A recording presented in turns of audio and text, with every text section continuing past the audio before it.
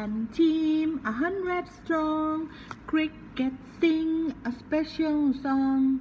Spider web with a long leg. You better hope they're not under your bed. Hi everybody, welcome back with me, Miss R. And today we will talk about sitting. What is it? It's the ants. We will talk about ants life cycle. Here is the ant life cycle. Do you know about the ants? The ants can live 20 times of their own body weight. Some queen ants can live for many years and have millions of the baby. Ants cannot hear. They don't have ear, but they hear by feeling. Some ant fight. It's usually for the dates. Okay, we will start with the stage 1 of the ants. Is the egg. This is the eggs. The eggs are tiny. They have oval form with a sticky surface. The stickiness serves as glue when several eggs are put together, making it easier for the worker to carry many ants at a time. The queen is also able to lay the trophic eggs. These eggs are made for eating and are not fertilized. It might seem as an odd thing, but they are actually quite useful. The second stage is here.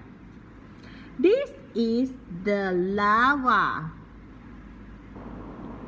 When the egg is ready, it will slowly transform into a larva. They are just like the egg. Look. White but differ from the length.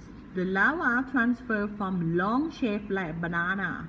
They are equipped with a small hair serving the same function as the glue of the eggs. Did you see a banana shape? Okay, next step is the pupa. This is the pupa.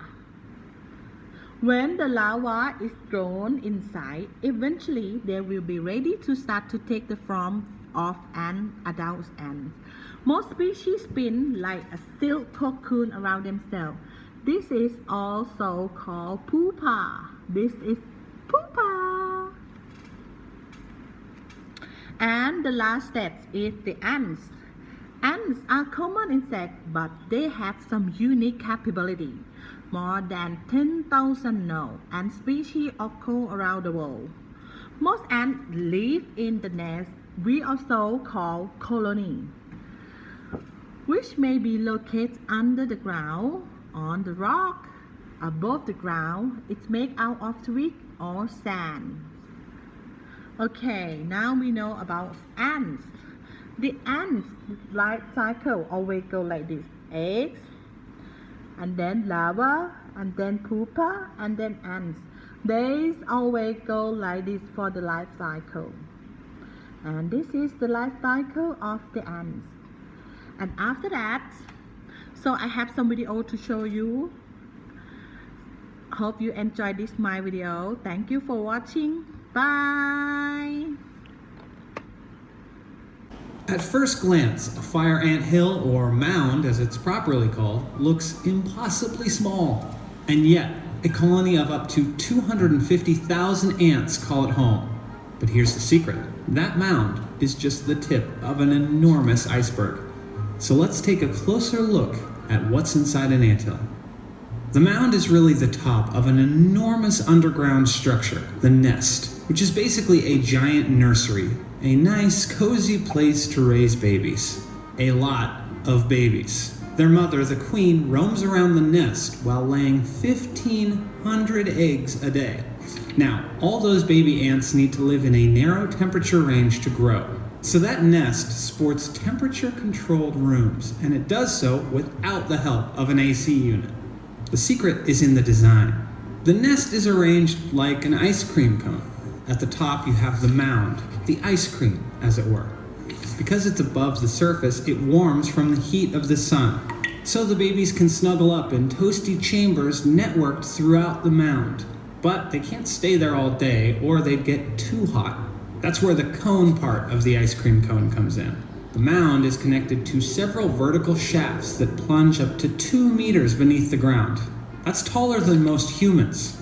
Throughout the day, adult ants ferry the babies up and down the shafts, chasing that perfect temperature for their young charges. The nest also sports dozens of tapering tunnels that branch off from these main shafts. These connect to small chambers where the ants rest, eat, and feed the babies until it's time to move the little ones once again. Now, there's one more type of tunnel inside the nest, but only a few ants ever use it. You see, someone needs to find food for the rest of the colony, but running around outside the nest is dangerous business. That's where forager tunnels come in. These are a couple of horizontal passages buried just a few centimeters from the surface.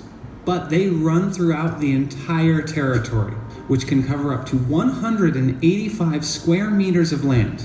By scurrying through these passageways, the scouts can stay underground as long as possible.